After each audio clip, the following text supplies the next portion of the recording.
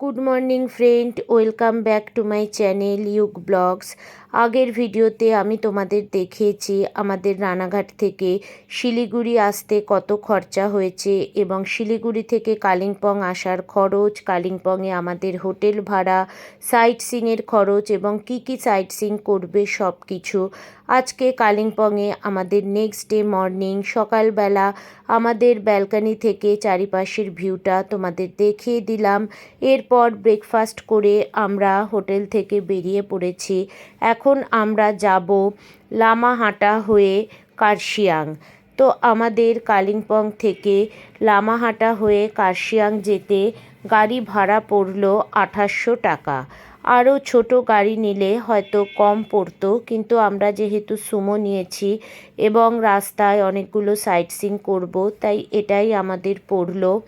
অন্য গাড়ি পেলাম না, ছোট গাড়িতে খরচ একটু কম হয়।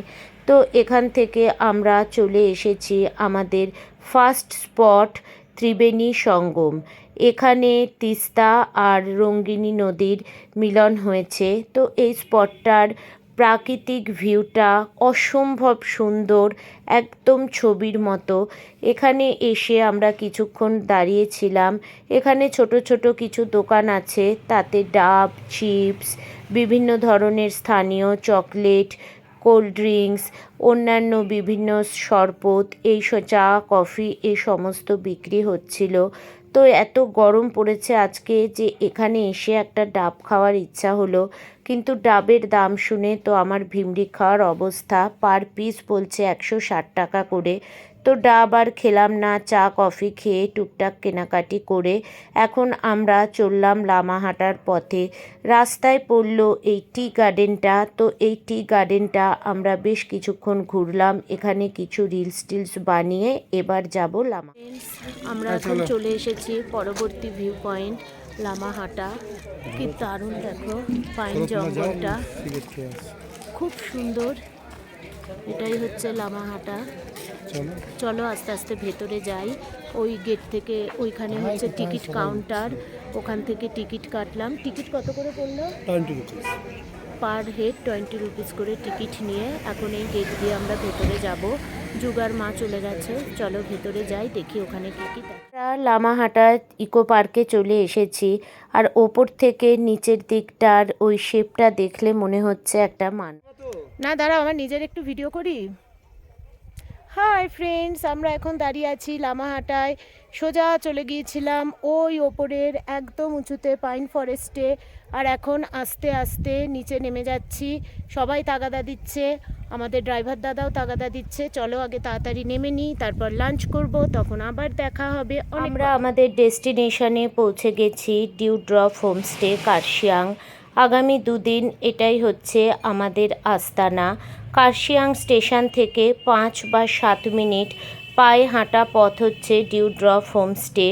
তো যেরকম ছবিতে দেখে বা শুনে এসেছিলাম, হোমস্টেতে এসে তার থেকেও বেশি ভালো লাগলো। অসাধারণ পরিবেশ, এদিকে কার্শিয়াং টাউন, সামনে চায়ের বাগান আর পিছনের দিকে হচ্ছে পাইনের বন। এক কথায় জাস্ট ফাটাফাটি। এই হচ্ছে মাদের রুমের সামনের ছাদটা, ভীষণ সুন্দর করে সাজানো, সিটিং অ্যারেঞ্জমেন্ট ভীষণ সুন্দর। এরপর চলো তোমাদের রুমটা একটু ঘুরে দেখাই। এই হচ্ছে মা আর যুগের রুম। আমরা ডুপ্লেক্স রুম বুক করেছিলাম। তো রুমের পুরো রুমটাই হচ্ছে উডেন ডেকোরেশন করা। রুমে ঢুকে প্রথমেই রয়েছে একটা ডাবল বেড। আর এখানে আরেকটা ইন্টারেস্টিং জিনিস, সেটা হচ্ছে এখানে কম্বলের পরিবর্তে দিয়েছে লেপ। এখানে রয়েছে একটা বেডসাইড টেবিল, একটা আলমারি, এদিকে একটা মোড়া, একটা টেবিল, একটা ইলেকট্রিক কেটলি দিয়েছে, একটা স্ট্যান্ড ফ্যান। এবার চলো ওয়াশরুমটা দেখি। ওয়াশরুমটা প্রচণ্ড নিট অ্যান্ড ক্লিন। ওয়াশরুমটা বেশ বড়। এইখানে ওয়েস্টার্ন টয়লেট রয়েছে, এখানে রয়েছে হ্যান্ড শাওয়ার। এছাড়া এখানে একটা বেসিন রয়েছে, একটা আয়না, আর রয়েছে গিজার। সব থেকে ভালো যেটা, সেটা হচ্ছে সবই অসম্ভব পরিষ্কার পরিচ্ছন্ন। এবার চলো দোতলায় আমাদের রুমটা দেখাই। মাদের রুমের মধ্যে দিয়ে এরকম উডেন সিঁড়ি দিয়ে উঠে হচ্ছে দোতলায় আমাদের রুমটা। তো তো দোতলার পুরো ডেকোরেশনটাও উডেন ডেকোরেশন, আর দোতলার কিন্তু ফ্লোরটাও পুরো উডেন ফ্লোর।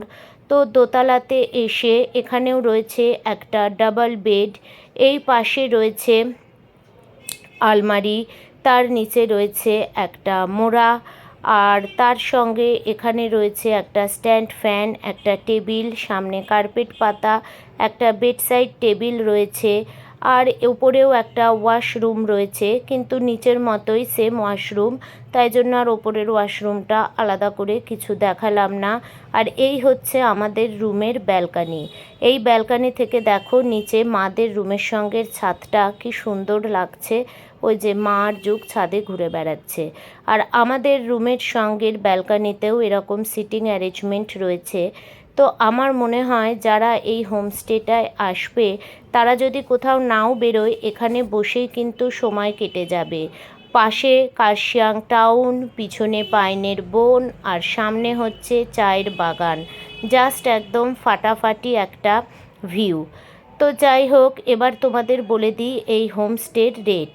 এই হোমস্টেতে উইথ ব্রেকফাস্ট আমাদের খরচা পড়েছে পার হেড 1000 টাকা করে, লাঞ্চ আর ডিনার আলাদা।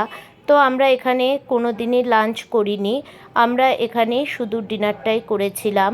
আর এই হচ্ছে হোমস্টের একদম গ্রাউন্ড ফ্লোরটা, আর এখান থেকে এই হচ্ছে ডাইনিং। এখানে বারবিকিউও করা যায়, বললে ওনারা অ্যারেঞ্জমেন্ট করে দেন। তো আমরা এখন একটু চাটা খেয়ে তারপর বেরোবো। ভিডিওটা এখানেই শেষ করলাম।